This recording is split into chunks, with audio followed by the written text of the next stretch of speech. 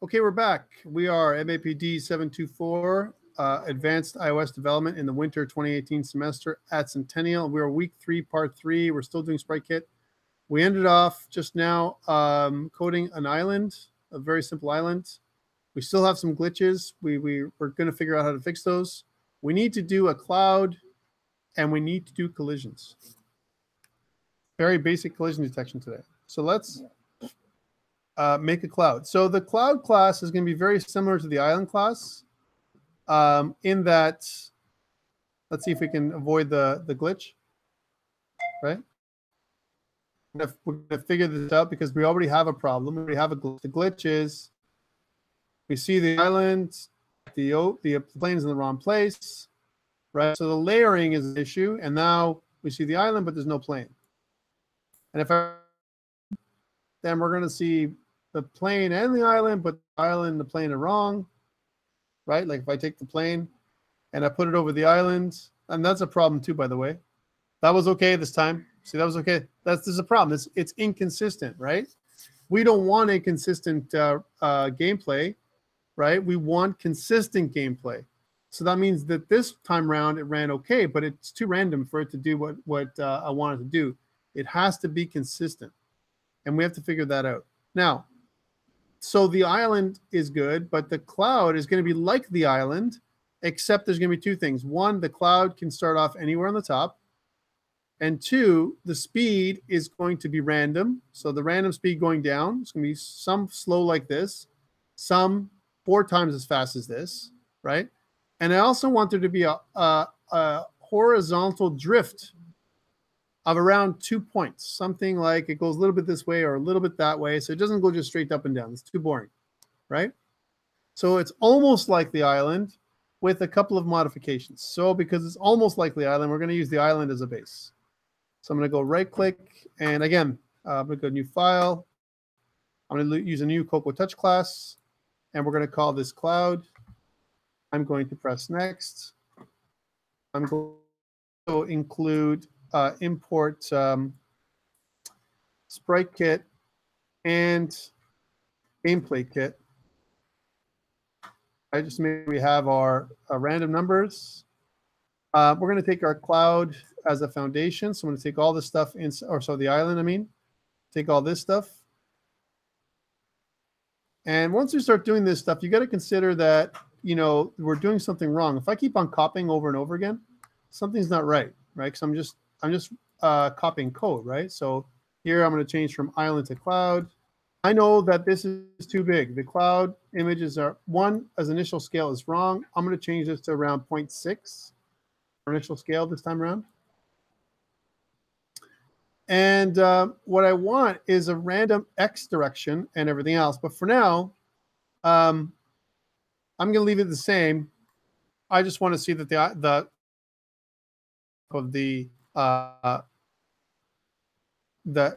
plane. So I'm going to go back to my game scene. I'm not changing much.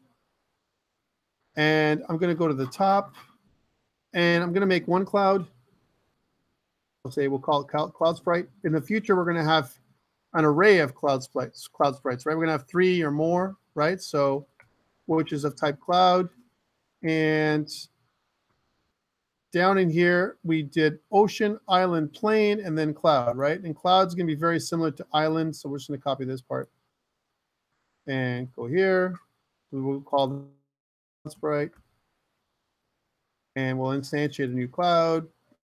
And we'll add in the cloud sprite here. This is wrong, and I know this because it's an intermediate step. And way down here in our update function, we'll update the cloud. So we'll say that self.cloud sprite update.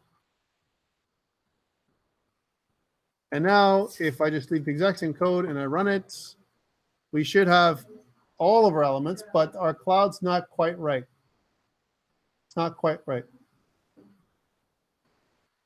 So this is the glitch, right? We're leaving the glitch on for now because we're not fixing the glitch. We're moving on, right? Now, some people have criticized that, you know, maybe we should fix the problem. But really, should I?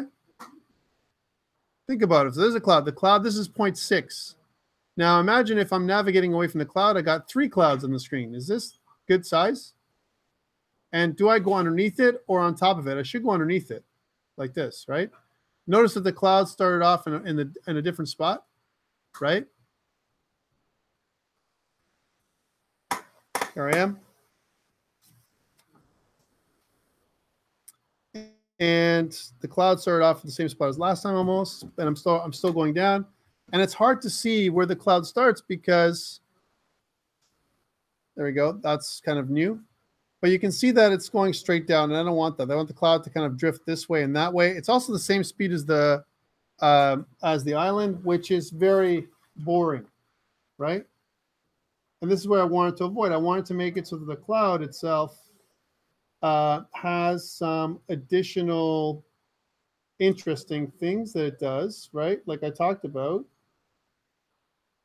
So let's see what the cloud is going to look like, which is different. So it all happens in the reset function. So the reset function itself describes a couple of different things. So let's stop this thing. I'm going to go back to the cloud. So my reset function is okay, right? It's I've hard coded it again. We're going to go back and put screen height there in a second, but this is okay. This part is okay. This X random stuff, right?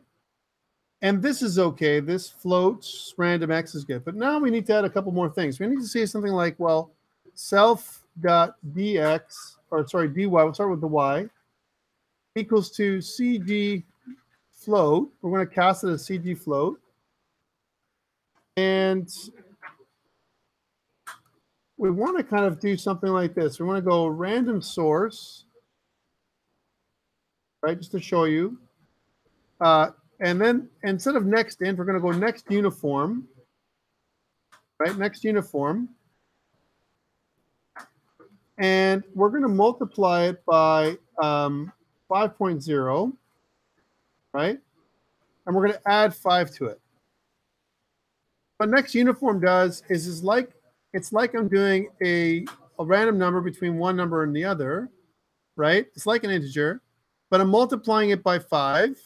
So I'm saying, hey, 0 to 1 multiplied by 5 is 0 to 5 plus 5, which means it's going to go from 0 to 5, but not including 5, right? And I'm adding 5 to it. So it goes from 5 to 10. That's my speed in the y direction, up and down, right?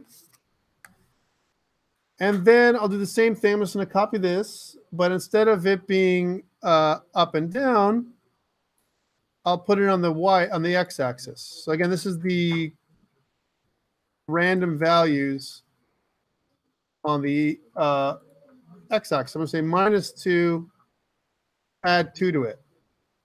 So what does this do? It's 0 to 1 times -2, which means it starts off between a 0 and -2. Then I'm adding 2 to it. So if it starts near 0, it becomes 2. If it starts near -2, it becomes 0, right? So between -2 and 2 this way, right? Now, if it doesn't work properly, if this is wrong, actually it's not, this is wrong, -2 and 2, that should be -4 and 2. -4 plus 2, this is wrong. It should be -4 and 2. You understand what I'm saying? Because it's 0 to -4. If it's 0 to -4, it starts off negative, -4 plus 2. So if it's the worst thing you can be, -4, that means it'll be a -2, worst case, right? And then if it's a 0, if it's the other way around, 0, and I add 2 to it, then it's going the other way. +2, that's the other extreme. And if it's something in the middle, like -2, then it'll be 0, right? So this is right.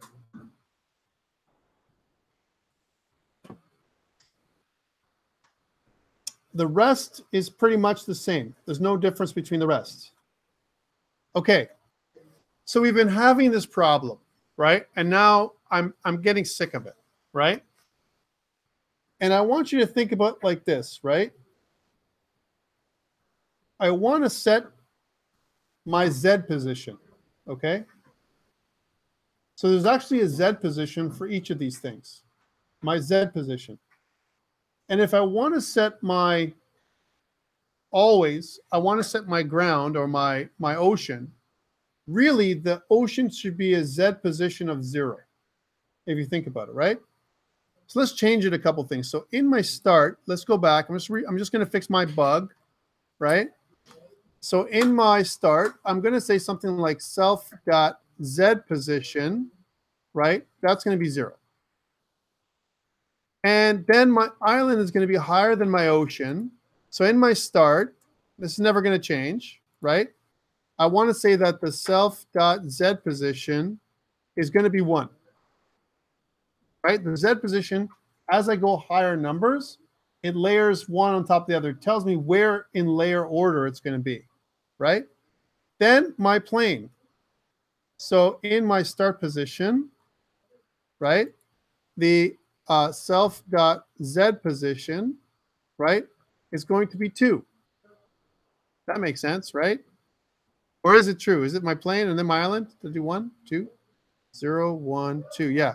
And then my cloud, right, in my start position, the self.Z position is going to be 3.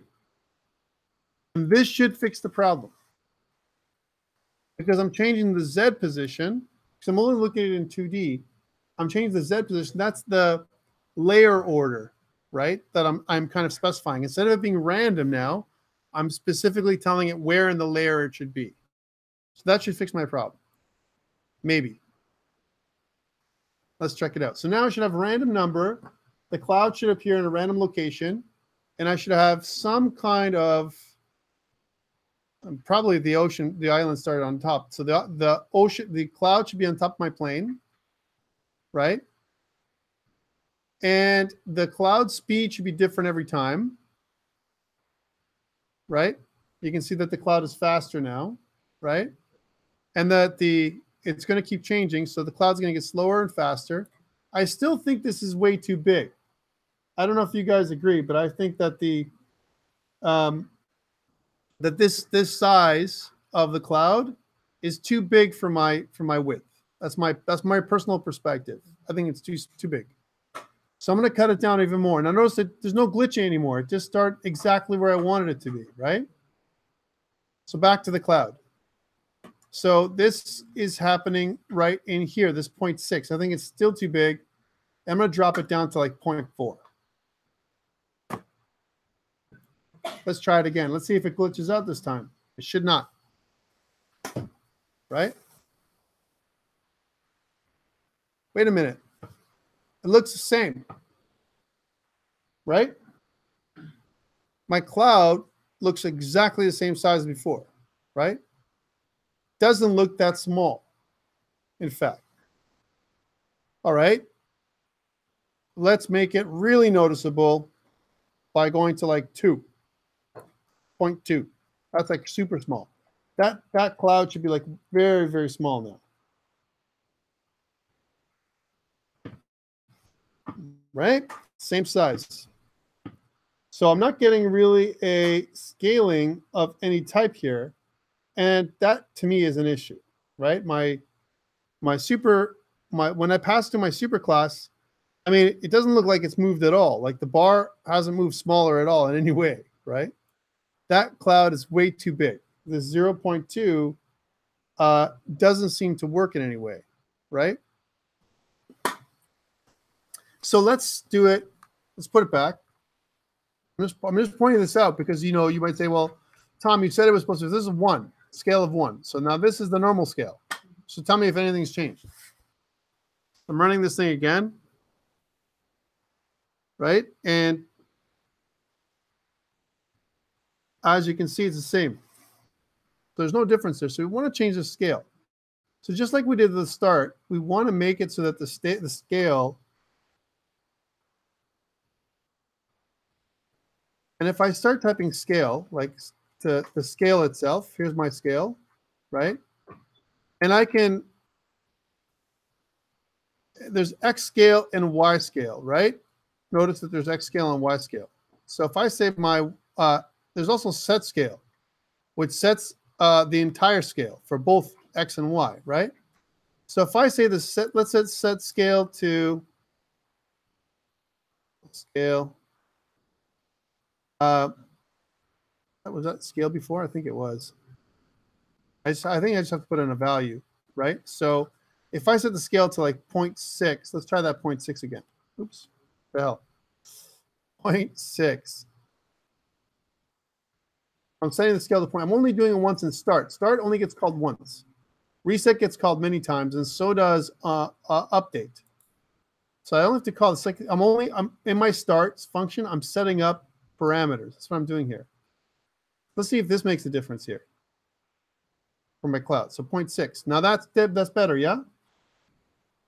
And that's what I need to do. So you see that now I can have multiple clouds. That's approximately this. Now my simulator is also going pretty damn slow because I'm simulating it and I'm broadcasting, I'm doing a bunch of stuff. But actually it's good for me because I can actually see how fast things are going and everything else, right? All right, so we know one cloud kind of works the way we want it. There's a little bit of drift, not much, right? And I can see that. But now what I really wanted to do is I want my cloud to do a little bit more clouds, right? And I don't want to make multiple clouds. I don't want to sit there and say, you know, I have 3 clouds, and here's cloud 1, cloud 2, cloud 3. That would be a bad solution, right? I should be able to do something different. And of course we can. We can make an array of clouds. Now this is new because we're making an array of game objects, and we've never done that before. Our own custom objects like this. Well, we kind of did, but let me put it in there anyway, and I'll show you what it looks like. So we can say something like this. Cloud sprites themselves, cloud sprites. Instead of cloud sprite, we'll make cloud sprites. And then we're going to say that it is an array of cloud, right? And what we're going to do is we're going to instantiate that array right away. We're going to say, let's instantiate array of clouds. The cloud container is now empty. And then instead of us adding a single cloud like this, that's not going to work anymore. We're going to add clouds, right? Let's change that. Let's make it so that we use a for loop. We're going to say for, we'll call it index in 0, ... 2. So there's the range. So from 0 to 2, right? We'll say that let cloud equal to a type of cloud, which is a new cloud. So there's our new cloud every time. So inside this loop, the cloud is going to equal new cloud. And then we're going to say our cloud sprites, right, dot append. We're going to add a new cloud, which is this new cloud we've made. We're going to add the new cloud in there. And then what we're going to do is we're going to say self.add child cloud. Cloud sprites index. So all I'm doing here is I'm adding a bunch of clouds, 3 clouds to the scene at the same time. Okay, so we've 2 steps. We've added the clouds, the cloud container, it's empty. We built up the clouds that we're going to add, and now we have to update the clouds down here. This is wrong now too, right? And for the update, we also have to do a for loop because we can't just do a for loop for the other ones. So we're going to have to do the same thing. So we're going to go down here, and we're going to say, we're going to kind of separate. We're going to say for cloud in, we'll use a for in loop, cloud sprites. We can do that because it's a collection, right? We're going to say cloud dot update. So we're going to update each individual cloud. So there's 2 things we've used, 2 types of for loops. One is a for in like a range, right? We're using a range from 0 to 2, 0, 1, 2, 3 clouds, right? And then we're also using another one is to count how many clouds are in our cloud sprites collection, just like we do a for each loop in other languages. And then we're updating each individual cloud in the collection. And this should give us 3 clouds. Let's take a look. And they all should be at Z position 3, which means they will overlap. Okay. The only thing that's going to there, that's okay. That's 3 clouds overlapping, right? And now they're moving really slow, so you can't really tell. And they're also moving at the same speed as this island in this particular case, right? Now I can't tell because in my emulator, it looks like they're all clumped together. But inside your game, you may see that one cloud, this one here, see how this one's moving faster than the other two, right? Because it's like slow-mo, right?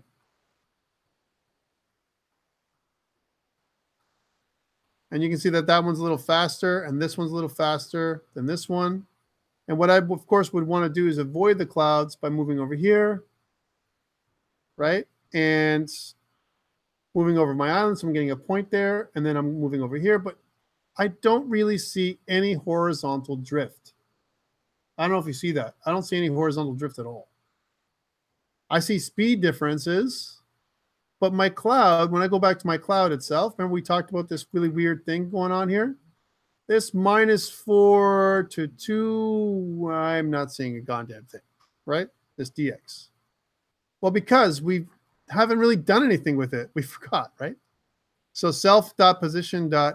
We want to update the x value too. So we're going to say something like self.position.x, right? And we want to kind of, now we're subtracting our value. We're going to do the same thing with, it doesn't matter if we add or subtract in this case, because we're just subtracting the x from it. So we'll say self.dx. Adding and subtracting on the x doesn't matter.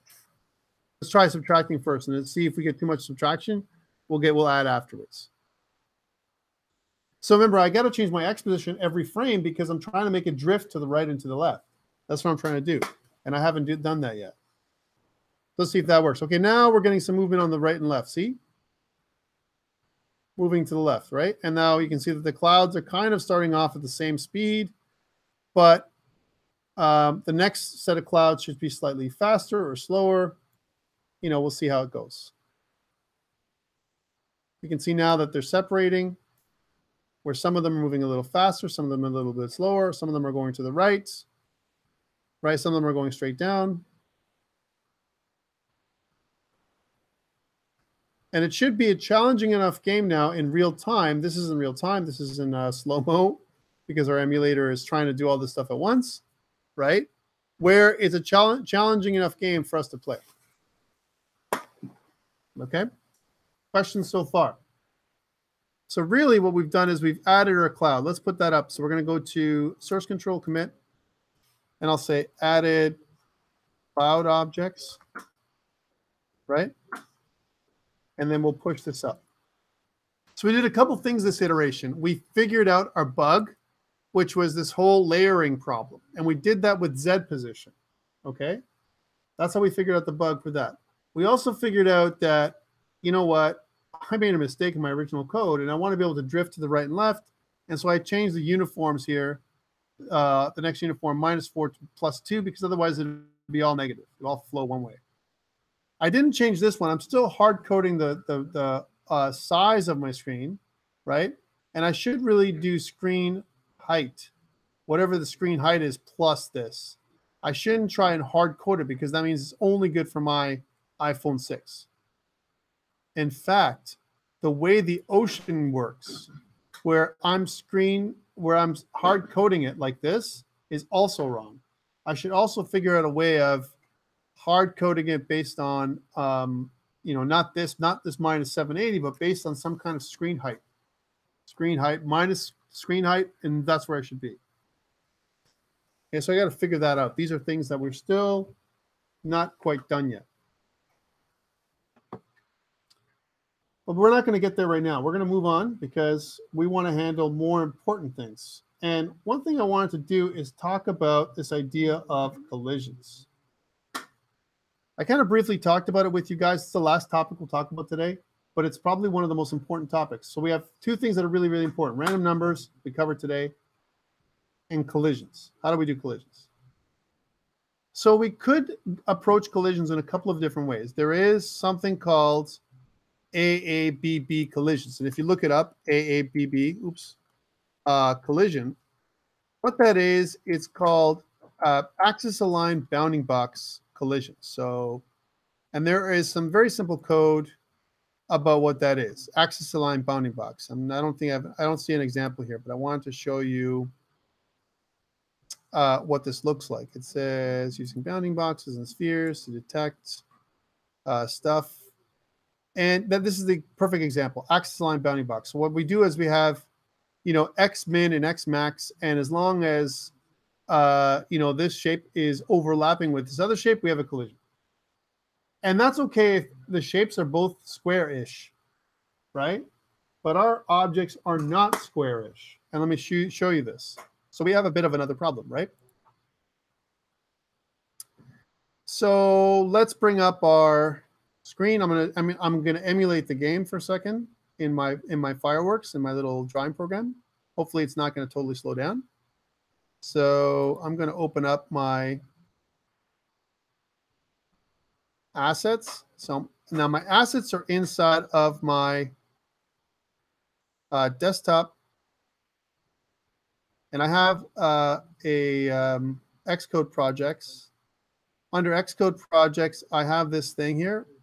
I'm using lesson 2 from last week. And inside there, I have some assets, images. And I'm going to go to the ocean asset for a second. So I'm going to grab the ocean. So here's my ocean. Long ocean. I don't care about this too much, but I want to kind of give you an idea of what the ocean is doing, right? Just so that we're all on the same page, so that we're all understanding of what's happening. Because sometimes what happens with students is they don't really understand what exactly is going on. So let me just make this object at a certain size. We'll make sure that the width is 640 and the height is 480 to give you an idea of what I'm making here for a second. Now, really, the height and width is not 640 by 480. It's something like the width is more like, let's go back to Xcode. And let's go back to our game.sks. You can see that the width is probably something like 380, and the height is something like 700. So 380 by 700, something like that. So width is 380, and height is about 700. And what we haven't done at all is we haven't shrunk the ocean, right? So here is our screen. Let's suppose this is our screen parameters, right? Oops. So here's our screen. And note what I'm doing is I'm saying, well, this is our screen right here. Let's make a border. Instead of it being white, we'll make it so that it is transparent. So I'm just going to scroll this one up a little bit. So we'll say that this is transparent. And we'll put a border that we can see of, let's say, black. And we'll make it so that it is, I don't know, 5. That's really what our screen looks like. Our screen, all we're seeing is this much of this thing here. We don't care about this side, right? And what's happening is the ocean right now is moving, moving, moving. It comes to this point approximately right here, and then does this again. And it keeps doing that over here, da-da-da, and then does over here again. And that's causing a bit of a weird shift, because from here to here, there's no tiling whatsoever, right? So we have some options. We could rescale our ocean so that the ocean matches the scale of our object here, because it's not scaled properly. We could do that, and we don't need to scale it too much. We have to think about the scale as in this is not big enough. We should actually make this bigger because our scale is actually too small, not too big, right? Because normally it's 640 by 480, and our height is actually more than 640, which is causing us to have an issue. Okay, that's number one. The second thing that's happening is we want to try and do collisions with an object, and I'm just going to kind of zoom in here. So imagine if, forget this part, because we don't care about this part. This is outside of the screen. But we do care about our plane. Let me just open up my plane here. So I'm going to go to our plane assets.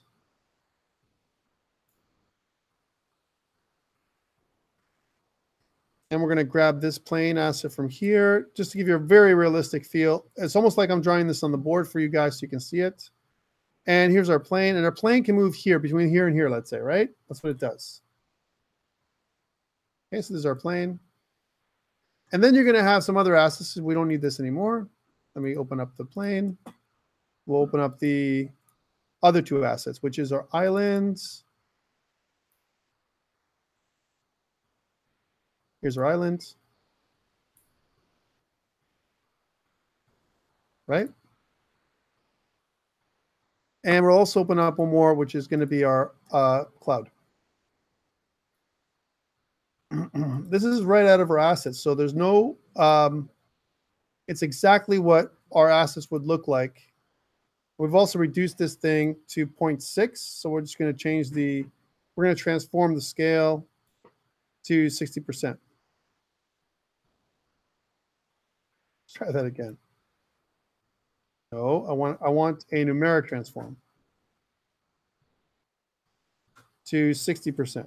Okay, just to give you an idea of how much what it really looks like. So this is what our island really, our island, ocean, and cloud and plane. So if we did axis line collisions, what it means is that let's do with we'll just kind of zoom in with our plane and island. Will this work? So think about this. Here's the bounding box, and here's the plane. They're kind of both squarish. So chances are the worst case scenario, you'll get something like this. And you'll have something of a logical collision, right? In code, it'll say it's colliding. If we do axis aligned bounding boxes, if I said X bin, and X max, and if I look at both X bin and X max from both of the objects, I'm going to have a logical collision, but no visual collision. There's no visual collision here. I'm not collided, but it'll show colliding. It'll be weird, right? But this is so fast, probably, and it's so small, chances are you won't tell. It's probably going to be good enough. However, where it becomes really bad is with this. So not this. Let me bring these up together just to show you. So this is okay, maybe. But what about this? Right? That's a collision too. And that's really off. Like that's really big come off. And that's bad. But how about, oops. How about this side? Right? Here, like this. That's a collision too. And that's way off. Right?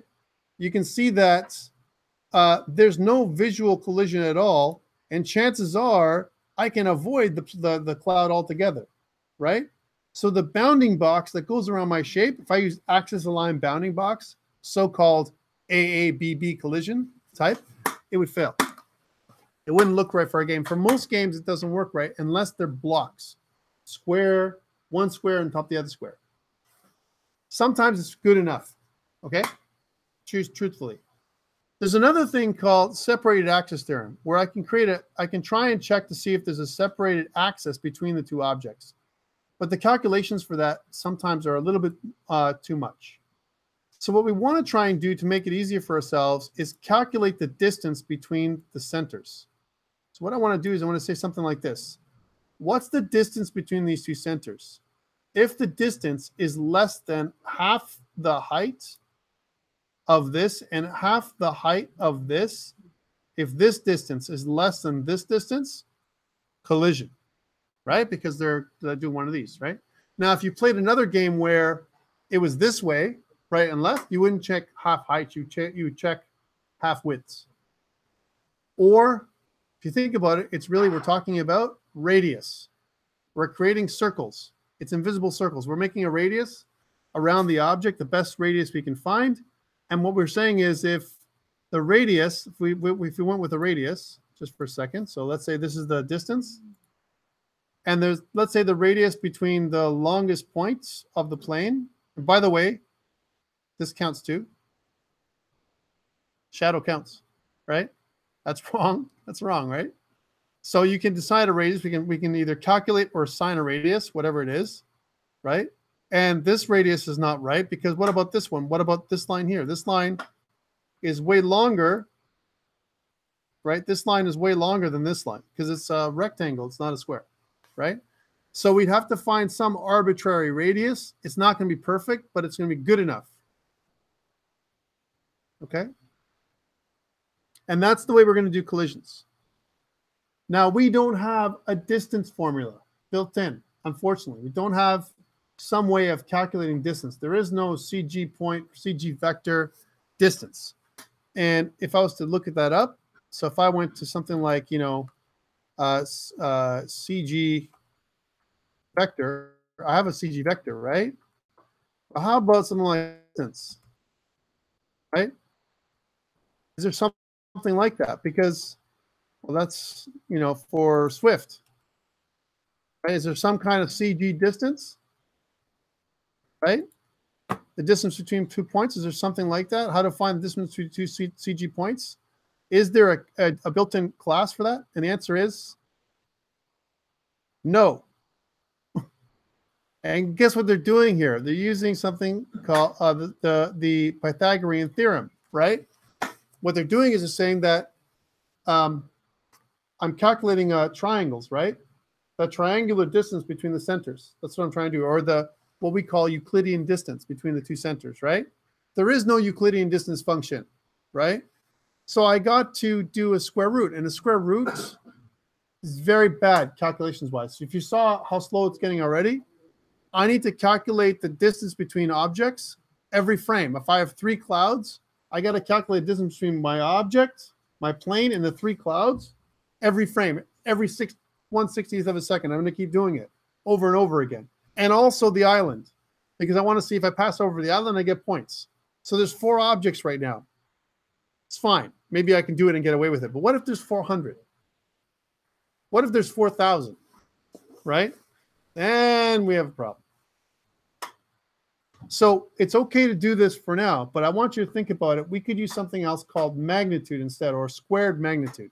Because if you think about it, if I don't do the square root and I just take the distance, the x's squared and the y squared, right? And I don't take the square root, and if I square the radius, it's the same, right? It's the calculations to do the square root every frame is too crazy, right? And so what I can do is I can check to see if the squared radius is less than, right, the squared, the distance between 2 points, if I really want to. I'm just putting it out there so that way you guys aren't freaked out by it when I do it, okay? For now, though, I want to create an extension method. I want to create an extension method that'll help me with the distance. Remember, we talked about extension methods when we talked about protocol-based programming, right? Where I can have extension methods for protocols if I want. I want to create an extension method, though, because I want to be able to calculate the distance between 2 points, right? And I want to do it based on CG point.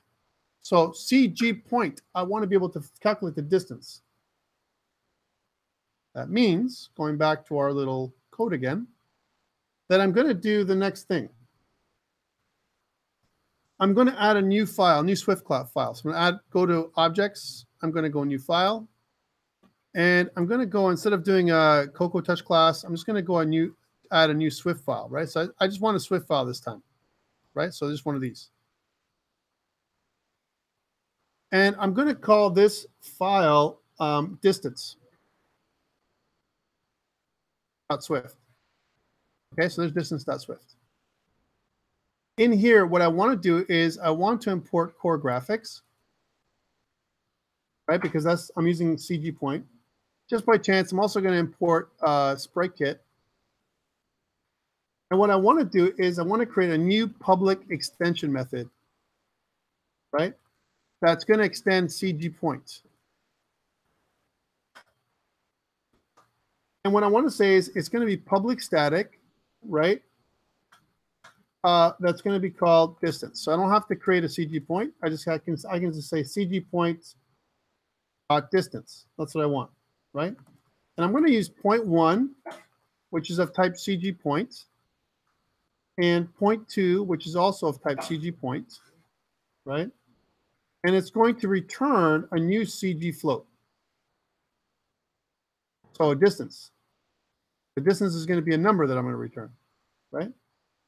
And here's the return. I'm going to use square root for this time. So I'm going to say square root. Remember, this is 1 that I can make, which is going to be the power of p2.x,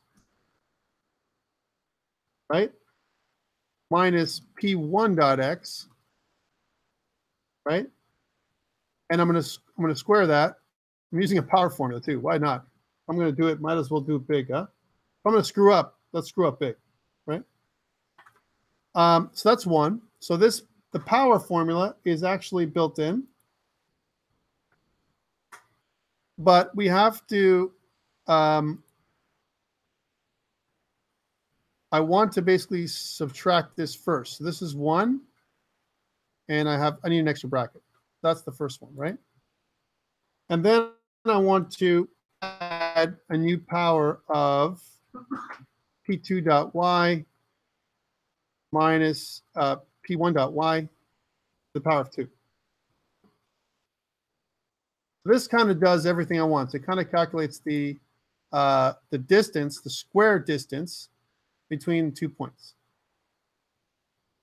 Again, very computationally expensive, but it's necessary for it to work. This is the key part of our calculation, or collision manager, if you will, right?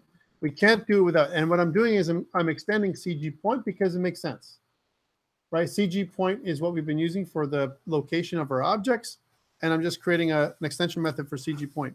I could have also done CG vector, right? Doesn't really matter. There's also CG vector. I'm just using CG point because we use that all the time. Are we good with this? What this does? So an extension method, just to recap for Swift, what it does is it takes a basic type or struct or protocol or class and adds a new method to it. In this case, it's public static, which means I don't have to instantiate a new object of that class, right? I just have to call the static member, in this case, the static function distance, and then I can use it without instantiation. Okay. So I want to check this every frame. Every frame, I want to check the distance between one point and another. And in order for me to do this properly, I need something called a collision manager. Now, this is not an object. Sure, we'll put distance in the objects file, right? In here. But I want to create another group for organization, just like we did with scenes. Here's our scenes group. Here's our objects group. I want to put a new group, so I want to set up a new group. And I want to call the new group managers. We're going to have other ones too. So in our managers group, what I want to do is I want to make a collision manager. And the collision manager is an object that I'm going to create that's going to check the collision between the two objects. It's going to be a class. Let's make this new. It's going to be a new Cocoa Touch class, but I'm not going to inherit from anything. So there's no inheritance. And what I'm going to do is I'm going to call this collision manager, my collision manager class. Now notice it wants me to inherit from something like UI view or something because I'm making a collision manager class. Sure, I'll just erase it in a second. It doesn't matter what you choose. So I don't want to do this. I don't care about this. I don't want it to inherit. It's definitely not UI kit. It's going to be SpriteKit and Core Graphics. So we'll call this Core Graphics. And just in case we need SpriteKit, we'll put that in there too. And we don't need this stuff. This is just useless. So what does my collision manager do? What's the purpose of it? It's going to have its own initializer function, right? And just like we did before, I'm just going to organize myself the exact same way before. So we're going to have a function that's called start. Maybe we'll use it. Maybe we won't. We're going to also have a function called update. Okay. And now this is the key. I'm going to have a public static function called check collision. So public static function called check collision. Okay. By public static, that means I don't have to instantiate an object of type check collision manager. I'm just going to call the check collision function when I want to check collisions between two objects. And how is it going to work?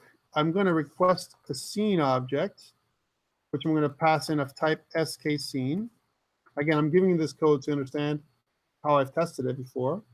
I'm going to have two game objects, object one, right, which is going to be of type game object, right? And I'm just going to hide this one so you can see it. And object two. Notice I didn't say plane or island. Remember, this is one of the reasons why I've been using my game objects in the first place. Why I made a game object superclass. Because I wanted to be able to compare or to check to see that the only thing I can pass in there are game objects. And I know that a plane, an island, a cloud, they're all game objects, every one of them. So then I can compare between two game objects. I don't care what type of game object, but I should be able to compare between the two. Okay, so that's the first thing. So that's my public static function check collision. And then what I'm going to say is this. If, here we go, here's my new function, cg point dot distance. That was a new extension function I built, right? A cg point dot distance. If I say object one dot position, I'll pass that in. That's what point one is. And point two is object two dot position. Right? If that, this is the distance, right? Because notice that this part here ends the distance. If that is less than, sorry, I know I'm flashing. I'll put it on the next line here. Object one dot half height plus object two dot half height. So in other words, checking for range, right? Then we have a collision. And to do that, to check this, right? That's because I haven't done this. To check this, I'm going to just say print collision.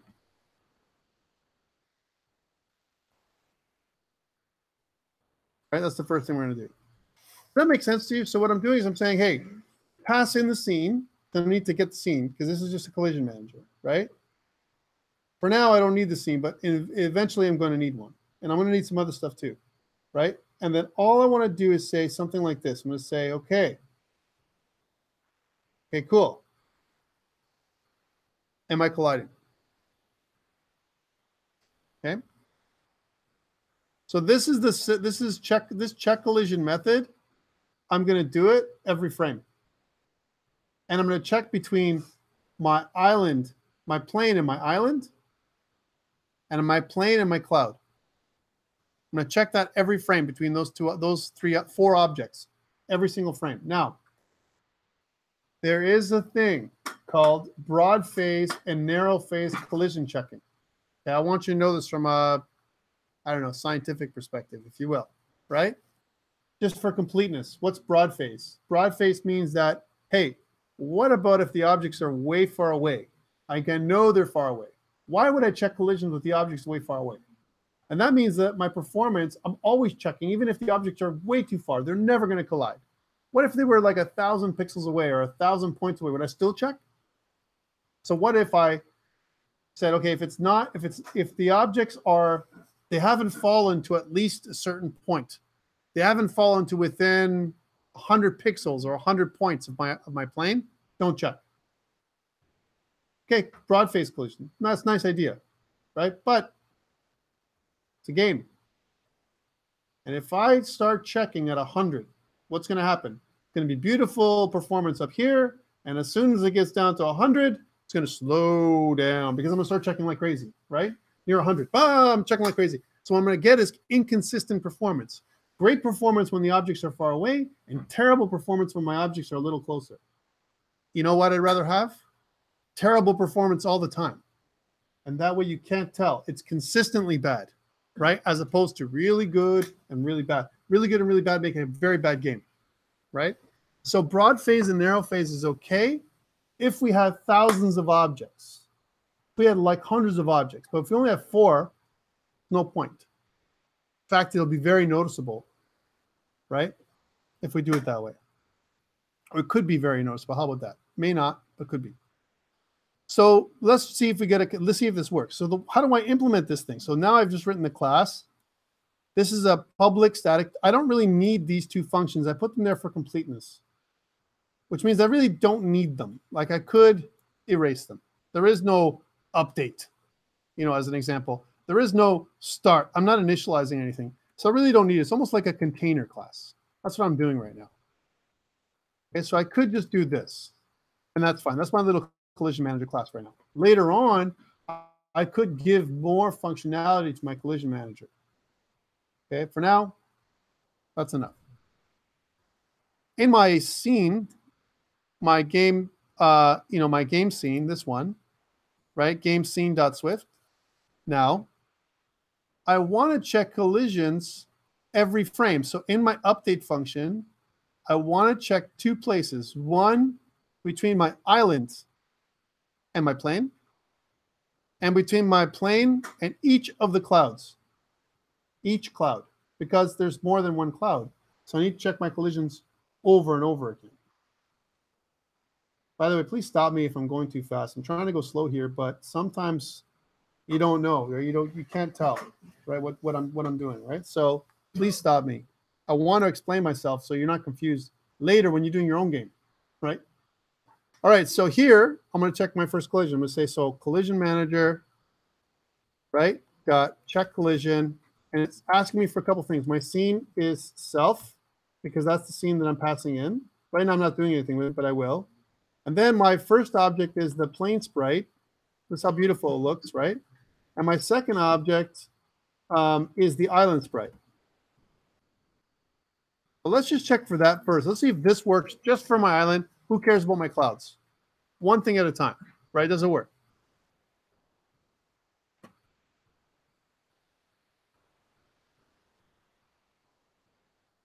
And of course, what I have to do is I have to use the exclamation mark for this and for this, because I have to explicitly unwrap them both. All right, let's see if this works. I'm just gonna run this thing, and what I want to see is in the debug window, whenever my plane passes close enough to my island, I should see collision. But there's going to be a problem, as always. I know what the problem is, because remember I did this game lots of times. Okay, here it is. Watch. Whoa. That worked, right? I registered a collision, but uh-oh. What did I get? I didn't just get one collision. I got a bunch of them. Why am I getting more than one collision, peoples? Can you understand why? I'm getting more, by the way. You can see that the bar is going down. I got lots and lots of collisions. In fact, I got like, I don't know, 40, 50 collisions. Why did I get that many collisions? Come on. I want you to think about this. Each frame, what? Okay, so I pass through. So what's happening is this. You're right. So here's my island, or here's my ocean, or my plane, all right? Or let's just go back to this, right, situation. And just to show you this so we can understand each other, right? Because I don't want you guys to be, don't be upset at me, because I want you to understand I'm preparing you to see the bad stuff before it happens. I've gone through this. I've walked this path before, okay? I've been down this road, and I've been inside this forest. I'm just leading you through. I'm your guide. I know I've done this before, right? Remember? Hello world. I know what's happening here, all right? What's happening is that this is happening. So here's my island and my plane. And let's suppose this is the first, whatchamacallit, it doesn't have to be like this, but let's suppose I'll bring this to the front just to make it so it's realistic. Let's suppose that the island is here. Is there a collision? Yes. How about here? Yes, yes, yes, yes, yes, yes. It keeps on colliding. That's what's happening. As I continually intersect with the other objects, the two objects intersect every frame, right? It's intersecting and causing collisions over and over again. Now, normally we don't give a crap, right? But if I'm calculating points, that means I'm going to get points every single time I'm passing over the island, which is wrong, right? That can't happen. I only get points once. At the same time, imagine if I was playing a sound.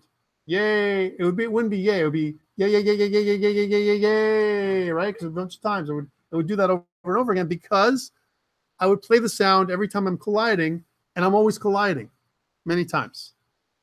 So remember what I made way back when I made my game object class. I made this thing called isColliding, right? I already built it in because, and you probably said, well, I don't know why he did that, but who knows? We'll see what happens.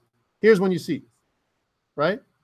Because back in my game object, when I made my game object here in objects, right? Here's my game object.swift, right? I created this isColliding Boolean, right? There's my Boolean. So every time in my constructor, I set my isColliding to false. By the way, you know, I want to tell you something that I could have done a lot of this initialization inside of a start method. But doesn't mean because my game object calls my start method that the other ones will call my start method. There's no guarantee unless I call my superclass initializer. And because I want to override my start method, that means that my start method would never be called, which means that all this initialization would never happen. And that's why I initialize everything inside my constructor for the game object. How did I know this? I've gone down this road before. I've been into this forest. I've swam in the river, right? And I got bitten by crocodiles a lot, right? I don't want you guys to get bit. I'm taking you on a journey into the Amazon, right? I've never been to the Amazon, but this is my Amazon, okay? All right, so then I know that I must use my I must check if it's colliding or not. I got to set it when I'm colliding. IsColliding is now true. And I'm only going to set isColliding is true when isColliding is false. If I'm not colliding yet, then I can check, I can register a collision. And after I'm done not colliding anymore, then I'll set it to false again. Okay. So how does this code work? How does this code look, first of all? Well, our collision manager code was very basic. Let's go back to my collision manager. All we did was say, hey, collision. That can't be like that, guys. We got to say something like this, right? Inside here, we're going to say something like this. If we don't care about object one. Object one is our plane all the time, in fact. In fact, I could have probably put plane because I'm always going to check plane with something else. I'm not going to check cloud and island. Who cares? The cloud goes over the island for now. Maybe in a future scene, if the cloud rolls over the island, it kills the male. It destroys the island, right? We don't want that to happen. We want to get to the island before the cloud destroys the island, right? For now, we don't care about that. So all we care about is that if object 2 dot is colliding, right? And we don't want to check. This is a really weird syntax, by the way. We're going to have exclamation marks at both times. So if not object 2 dot is colliding exclamation mark, which means explicitly unwrapped, right?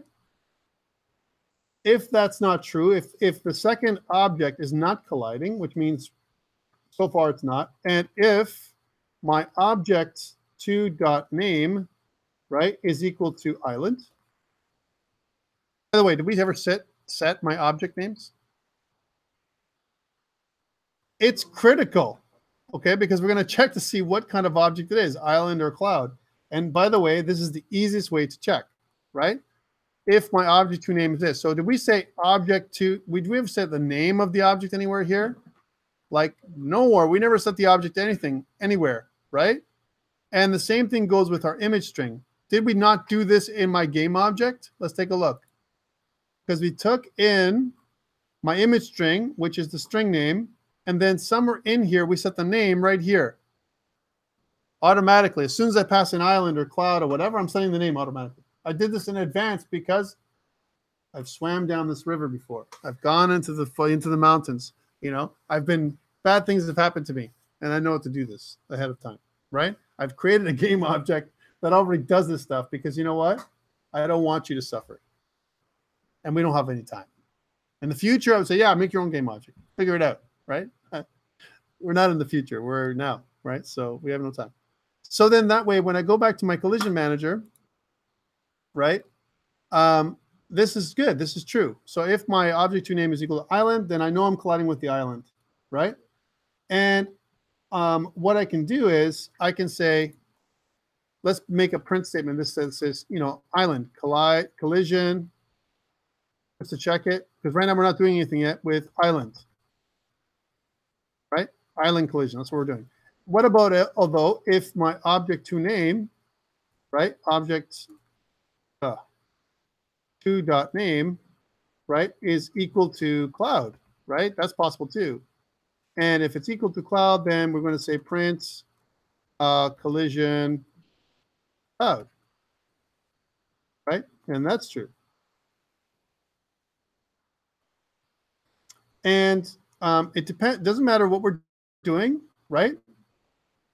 This is the first part. The other part is, so if this is true, right? If this is true, we're going to say that it's not colliding, right? We're going to say that now it is colliding. So we're going to say object to is colliding is true, right? Because we just detect the collision. Now it's not going to do this check anymore. The next time it comes around, next frame, it's going to say, no, can't do this anymore because we're already colliding. So where do we put the is colliding as false? Well, we know that if this fails up here, that the collision is, there's no collision. And this is where we put this first if statement, we put an else on this one. So it's not here on this statement, it's here on this statement, right? So on this statement here, we're going to say else object to dot is colliding is equal to false. And that'll be the way we can check to see, we can reset if the object is colliding or not. Do we get it, guys? So the collision manager, what it does is it only registers a collision one time with object 2, which could be either the island or the cloud. Object 1 is always going to be our plane for now, right? Only if it's not already colliding. If it's already colliding, don't register a collision because we don't want to have that yay, yay, yay, yay, yay, yay, yay sound, right? We only want to have yay once. Okay? So let's check and see if this works. And all I care about is the island collision right now. So it's only going to do one collision. That's what I want to see. And I know I'm going slow, and I know I can probably go a lot faster than this, but I want to show the slow part because I only should see one collision, right? One, right? And now again, when I come over here, I should only see one collision. Another one. See? So now we know that the collision is working. Okay, now we know that it's working. Let's make sounds work. How do we make sounds work, right? With like instantaneous sounds. The sounds that we're going to make only work once. Okay, remember I talked about passing in the scene? Well, because the only way we can make sounds work with the collision manager is if we pass a reference to the scene, and that's why I did it up here, right? So scene, we're going to do something called run. We're going to run an action on the scene. And the action we're going to run is an SK action that's going to play a sound file named yay, or sound file named thunder, whatever it's going to be. And how it looks is this. We're going to take this off. We don't care about this debugging anymore. We know it works. And it's probably going to work here too for this one. So we're going to take these off. And I'll give you the code. It looks like this. Scene.run. We want to make an SK action, right? Okay, so it's going to look something like where we're waiting for completion. We want to do one of these, okay? Right now, we don't care about the completion, but it's going to look like this. So the action is going to be an SK action, right? Dot play sound, file named, and then wait for completion. And we'll see how this works, okay? The sound file name is going to be called yay.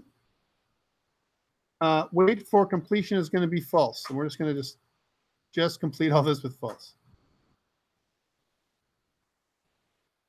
And it's going to be 2 closing brackets. Okay? So what this is saying is, hey, in the scene, run this action, which is play the sound file named yay. And forget about waiting for completion. Okay? And then I'm going to do the same thing with my other file, sound file, which is going to be, instead of yay, we're going to play the thunder sound. Thunder. It's not that new game or the new song, Thunder. It's not that one. Okay? It's okay, that's what it's going to sound like. All right, cool. Let's first, I haven't enabled the cloud collision yet. I just want to try and see if the yay sound works. Let's see if that works. When running it, it's not going to make anything. It should only say yay once, right? And I got to turn for that because otherwise we're not going to hear it. Yay. See? Only once, not twice. Otherwise they're going yay, yay, yay, yay, right? We don't want that.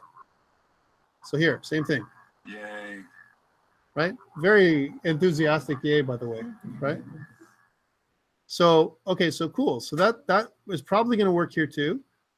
And if we can make the cloud work, now the cloud collision, if we go to the game scene.swift file, we check collisions here, in this point here, for the island or the plane and the island. That's when this is happening, right? Well, we want to change the same thing for the cloud, and we want to do it right near our update, right? Because if you think about what's happening here, we have an array of clouds. So we can't just do it for one cloud. We got to do it for each of the clouds. And I want to do it after they update, after they move. So again, I'm going to call the collision manager dot check collision function, and I'm passing in a value of our scene.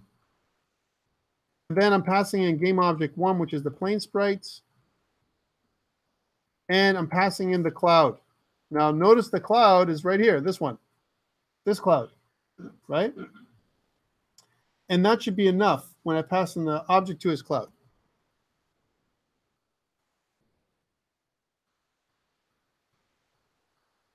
Okay? And I'm doing this for every cloud in the array. So I'm checking every cloud and I'm checking the island. And I'm doing this all with square roots every frame.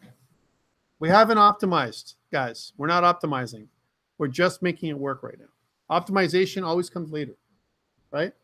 And by the way, I struggle with younger people. I'm working with a bunch of younger people at UIT, and they're like, yeah, but this is ugly code. And I hate it because it's the worst code ever.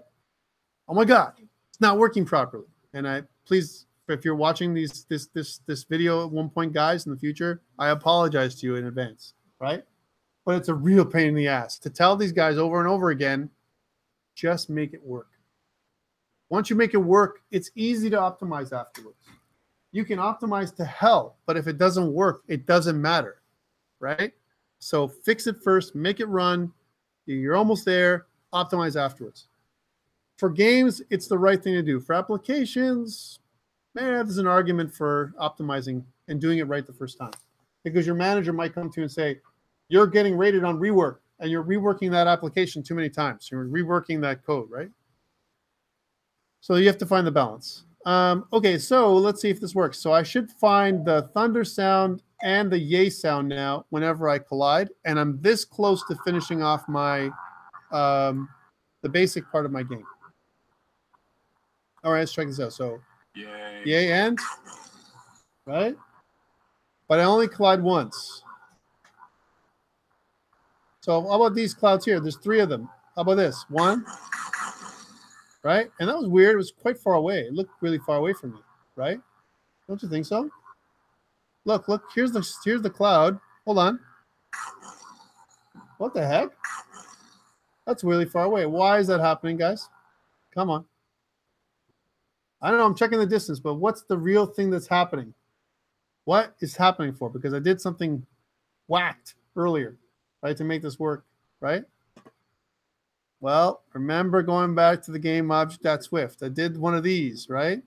And I calculated the half height and all this stuff, right? So this half height and half width and half height, I pre-calculated. So they've been calculated with the scale of whatever I sent it in. whatever I set the scale to, that's what my half width and half height is. And I'm using half width and half height to calculate the distance, right? Or the collisions. So that's wrong, right? Right? It's wrong. I got to figure this out. And I'm setting the scale. So if I go back to, remember we talked about, like, you fix one problem, make another one, right? So remember what we did this in the collision manager when I kind of said something like this. I said that if my object.halfHeight and my object2.halfHeight is the thing that's happening, and the only thing it's happening for is my clouds. My clouds, I'm actually somewhere at the top here. I'm setting the scale of my clouds to 0.6. And this set scale function is a function of SK sprite node, right? Set scale. That function is happening because I'm using the built-in function. So, two possibilities. One, when I set the scale, right, I detect a scale change, right? And then I rejig my widths and height because it's not always going to happen. I'm not doing it for my plane, and I'm not doing it for my island. I'm only doing it for my clouds. So I can do it in the game object class. That's one, okay? The second thing is I can do it right here, right? This is my cloud. It's only going to happen one time. It's a specific thing for only happening to my cloud. So I'm going to have to specifically say for my cloud, after I set the scale, recalculate the size. Right, which means that if I go back to my GameObject.Swift and I want to take this self width and self height, I got to do these 4 lines again. Because whatever scale is going to determine what my width and height is going to be. So instead of writing another function, I'm probably not going to need it for this particular game. Now, if I was, I would have to make another function called something like set game object scale, on my own set scale function, my own, right? Not the one built in. And then inside that set scale, my own set scale function, I would do this. So I would do it for any object. But for me, I'm not going to do that right now. I'm just going to go and modify the cloud because it's the only one we do it for. So I'm going to take that stuff, and after I set the scale, I'm going to just dump this stuff in there again. Yeah.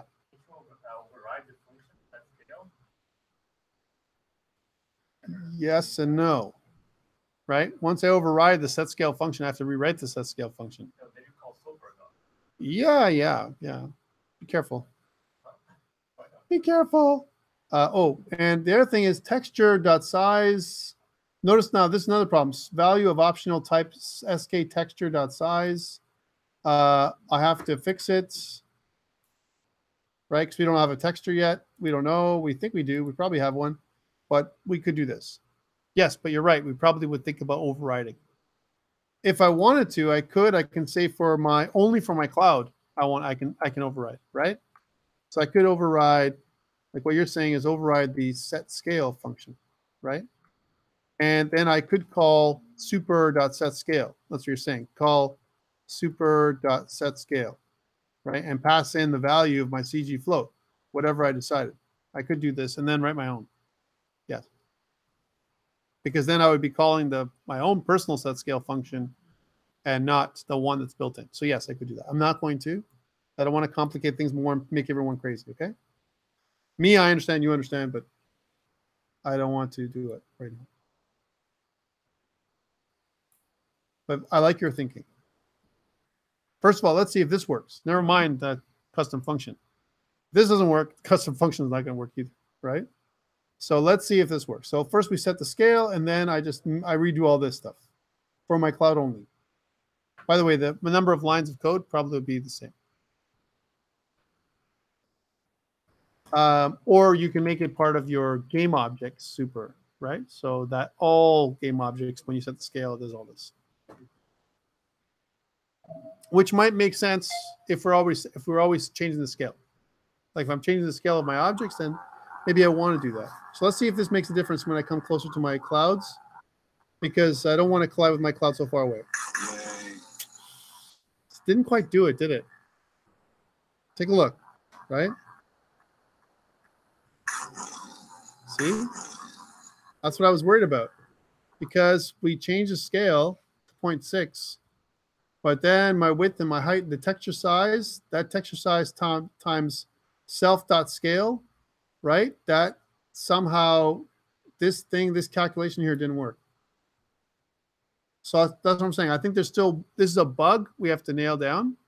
We can't do it right now. Because, why? Got to move on. It's not urgent to fix it. We'll fix it. It's something that's fixable, but it's not something we have to do right now. We have to move on to more important things, because I want you to get the basics. Look, so right now, guys and girls, two things. We have a game. We have collisions for the most part. A little bit of bugs. We have some bugs with it when it comes to the cloud, because the cloud's detecting a collision with the original cloud size. That's what's happening, right? So we have a bit of a bug. And we have sound. We have this layering effect. We have all the, the stuff that's happening right now, which is good, right? These are good things. And let's see if I made a fix for this. I'm going to take a look. If there's a quick fix, I'm going to fix it.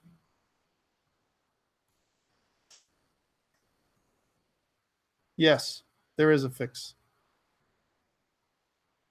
There is a fix.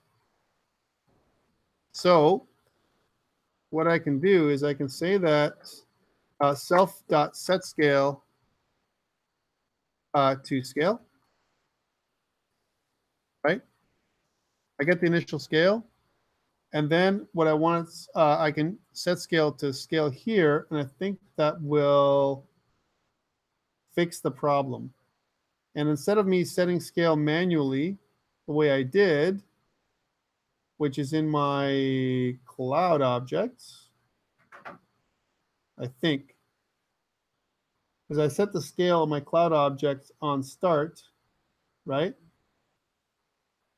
When I instantiated the object, sorry, on not on start, on init, I set the scale object. Let me go back to init. So here's my cloud. And in my init now, if I go here and I set this to 0.6, then it should do all the stuff that this is doing right here. And just to make sure the order has to be correct, my game object.swift sets the scale first and then resets. Then does all this. So I'm doing it in a different order. Let's see if that fixes my problem. If it doesn't, it's okay. We're going to leave it alone and move on, right? There's something else we have to do. If it does, yay.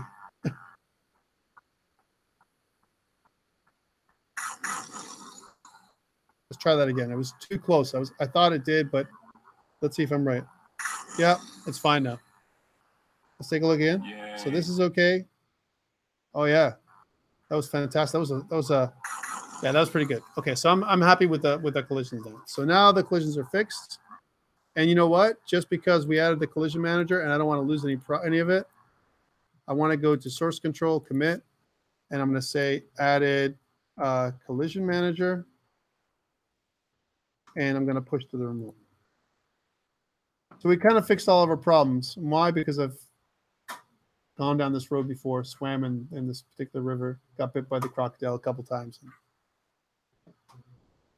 By the way, I can tell you, I can report to you that last time I did this thing in front of the class, right? I can tell you that I did lots of troubleshooting in front of the class all the time. Okay, let's look online. Oh, what's happening? Oh, let's take a look at Google. All this, and it took me like an extra day to do all this stuff, right?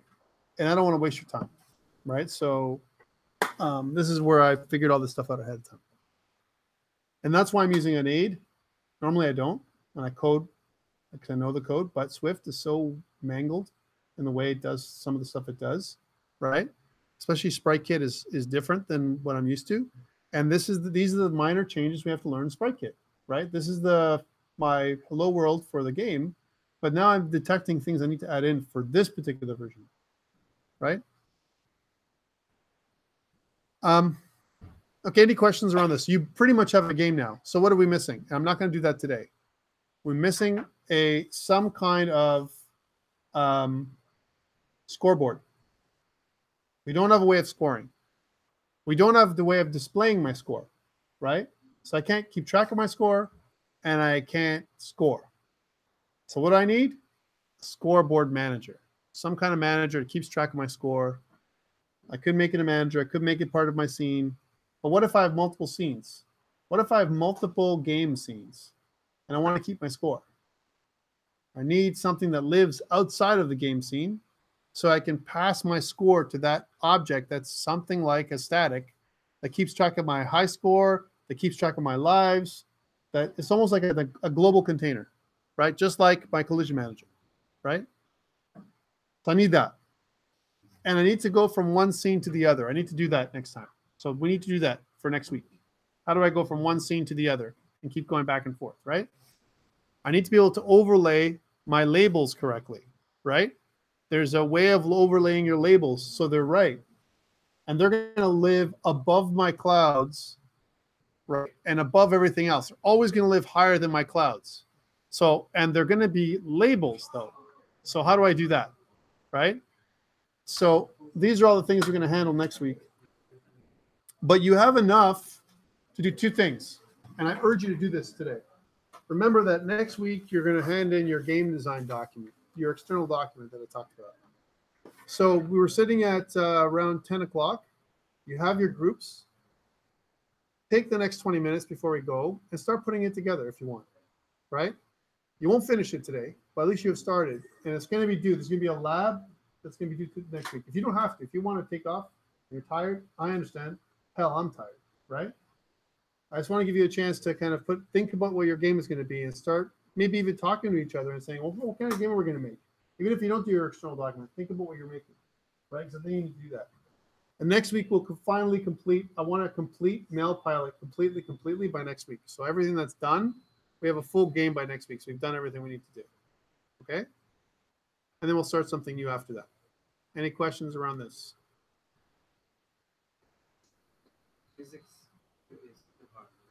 Physics isn't hard. No, physics isn't hard. The problem with physics is you need to think about what you're doing. You can make physics work without physics. You can make your own physics.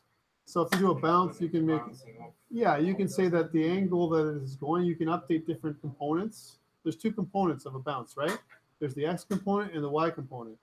If I'm bouncing this way, my Y component is not going to change. Still going to go down, right? But my X component is going to reflect. So my X is going to be negative X, right? Whatever X is, right? But my Y component is still going to go down if it goes this way. If it goes this way, my Y component is still going to go up, but my X component is going to reflect, right? Now, if it hits the top, that's a different situation, right? My X component is not going to change, still going to go this way, right? But my Y component is going to reflect. So I can simulate what physics are like, right? By changing the angle, right? By changing the X component. Because really, if you think about physics, you have two components, X and Y, and all you're doing is reflecting one. So you can figure out the bounce. It's going to look pretty good. But what about going into the wall? Because when you do collisions, we haven't talked about bullets. Bullet collision is different, and maybe that's require an extra week to talk about, because bullets are small and they move fast, right? And a small, fast-moving object colliding with a bigger object, you have something called the tunneling effect. So I'll leave you with this thought, okay? So I have my plane, yay, and it's really moving slow. But let's suppose I have a bullet. So I'll make a new bullet. It's going to be like this big. I have a small bullet, and it's moving pretty fast, right? So let's say I check every frame. So every frame, it moves 30 pixels. Fast-moving bullet. So from here, let's say it goes to here, frame 1, frame 2, frame 3, right? So from here to here, no collision. But from here to here, no collision because it passed through. It's not here. It's here. So I check here and I check here. The tunneling effect of small objects passing through at a very fast speed. So what do? So with bullets, sometimes what we want to do is check both places. So you're not going to just check this. You're not going to just check this. You're going to check this and this. Is there a collision there or there? No. How about this? We're going to check this and this. Is there collisions there? No. Is there something between those two things, like the plane? Is there something going to be between those two things? If there is, collision. So you can avoid it.